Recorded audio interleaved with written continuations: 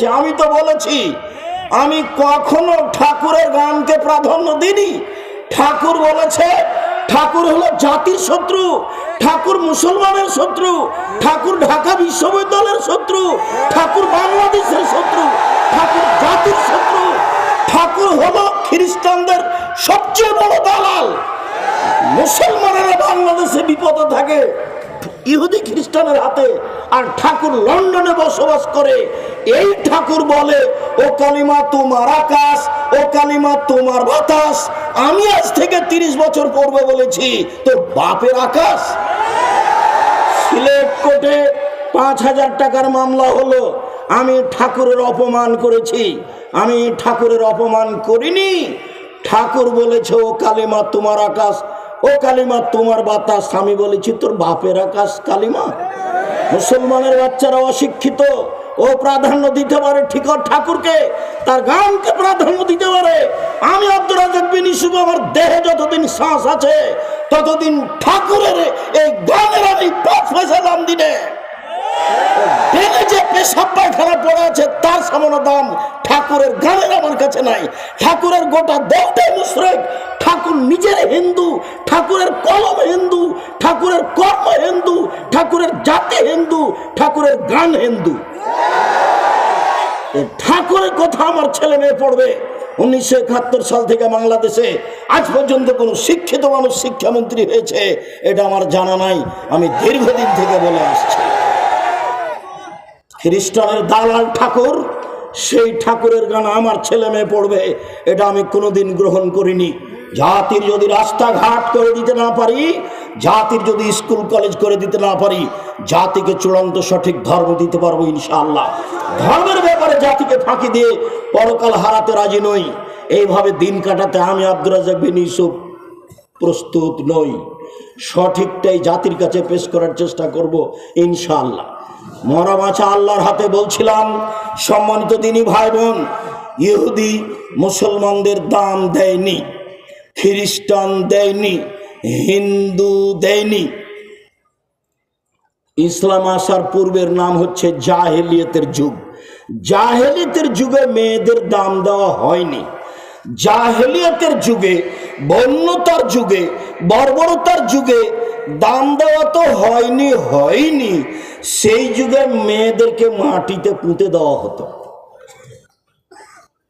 মুসা আলাইহিস সালাম যখন ফেরাউনের কাছে গেলেন, গিয়েই মুসা আলাইহিস সালাম ফেরাউনকে বললেন যে বানি ইসরায়েলকে ছেড়ে দেন, স্বাধীনতার দরকার আছে, স্বাধীনভাবে বসবাস করতে চাই। আপনি আমাদেরকে দাস দাসী করে রেখেছেন। আমার বংশের লোকেরা আপনার বাড়ির দাস, আর আমার বংশের মহিলারা আপনার বাড়ির দাসী। আপনি তাদের সাথে জেনা করে সময় করে তাদেরকে আপনি এভাবে রাখেন যুগ যুগ ধরে। আপনার বয়সী 1,500 বছর। তো আমি এসেছি, আপনি বানি ইসরায়েলকে ছেড়ে দেন। আরসেল মানা বানি ইসরাইলা, বানি ইসরায়েলকে আমাদের সাথে ছেড়ে দেন। আপনার অধীনে দাস দাসী হিসেবে রাখতে চায় না। লম্বা বক্তব্যের এক পর্যায়ে মুসা আলাইহিস সালাম যখন এই কথা বললেন, পালা ফেরাউন বলল, আলাম নুরাব্বিকা ফিনা ওয়ালিদা, কি ব্যাপার? তোমাকে আমি শিশুকালে বহুদিন লালন পালন করিনি? ওয়ালা বিস্তাফিনা মিন উমরিকা সিনিনা, তুমি তো আমার কাছে তোমার বয়সের বহু বছর ছিলে। তুমি কি সেই মুসা নও? আফালতা ফালাতাকা আল্লাতী ফালতা, তুমি যা করেছ, তুমি তোমার কর্ম করেছ। এক থাপ্পড়ে তুমি মানুষ মেরেছ। আনতা মিনাল কাফিরিন, তুমি বড় অকৃতজ্ঞ। ফেরাউন মুসার সামনে ঘোষণা দিল। যখন মুসা আলাইহিস সালাম বললেন দাস হয়ে থাকতে রাজি নই, মুসা আলাইহিস সালাম বললেন কারা ফালতু, জি আমি এক থাপ্পড় মেরে মানুষ মেরেছি, থাপ্পড় দিয়ে মানুষ মেরেছি, কথাই ঠিক। তখন আমি ভুল পথে ছিলাম। আমি তোমার ভয়ে পালিয়ে গেছি। লাম্মা খিফতুকুম, যখন ভয় করেছি তোমার কাছে থাকলে তুমি আমাকে হত্যা করবে। আমি বহু পথ অতিক্রম করে চলে গেছিলাম, ফাওয়াহাবালি রাব্বি হুকমান, আমার প্রতিপালক আমাকে জ্ঞানে গুণে পূর্ণ করেছেন। ওয়াজআলানি মিনাল মুরসালিন, আমাকে নবী করেছেন। ওয়াতিলকা নি'মাতুন তামুন্নুহা আলাইয়া, হ্যাঁ আপনি আমার প্রতি অনুগ্রহ করেছেন। শিশুকালে আপনি আমাকে লালন পালন করেছেন, অনুগ্রহ করে আপনি খোটা দিয়েছেন। এই সুবাদে আপনি বনী ইসরায়েলকে দাস দাসীতে পরিণত করেছেন। আপনি বড় উদ্ধত স্বৈরাচার সীমা লঙ্ঘন করেছেন।